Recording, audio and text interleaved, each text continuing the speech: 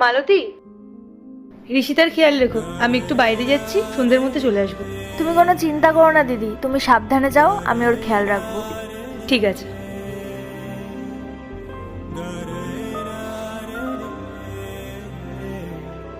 ঋষিতা মা, খেয়ে নাও। না। আর কতক্ষণ মোবাইল দেখবে?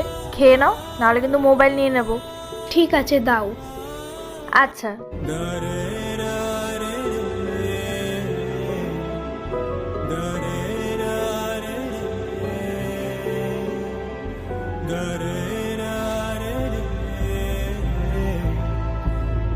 দিদি, তুমি চলে এসছো? কি বানাবো তোমার জন্য, চা না কফি? 1 কাপ কফি বানিয়ে দাও। ঠিক আছে। বলছি দিদি, আমার না একটা কথা বলার ছিল।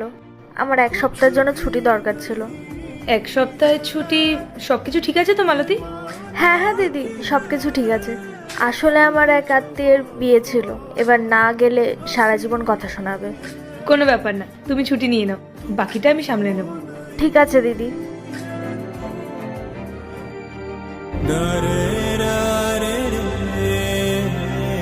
ঋষিতা, খাবার বেড়ে দিমা?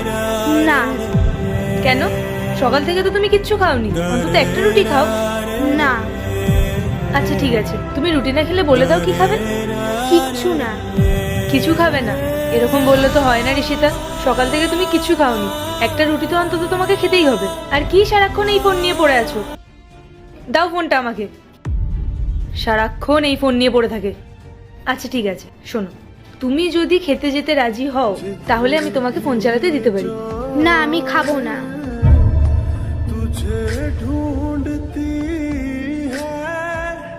এই কবিতাটা দেখো। না। ঋষিতা দেখো কবিতাটা।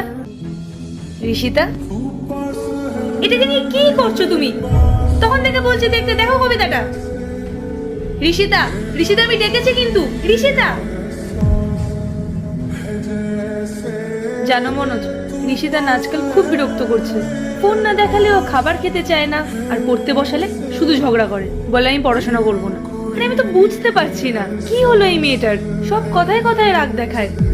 হঠাৎ ওর মধ্যে এরকম পরিবর্তন কেন আসলো? এটা তো আমিও ভাবছি, কেন এতটা বদলে গেল। ওর এই বিহেভিয়ারের জন্য মালতী কি কোনোদিন তোমাকে কমপ্লেন করেছে? না মনোজ, মালতী তো আমাকে কখনো এই বিষয়ে কিছুই বলেনি। আমি বুঝতে পেরেছি প্রবলেমটা কি। কি প্রবলেম মনোজ? প্রবলেমটা হলো মালতী। মালতী মানে?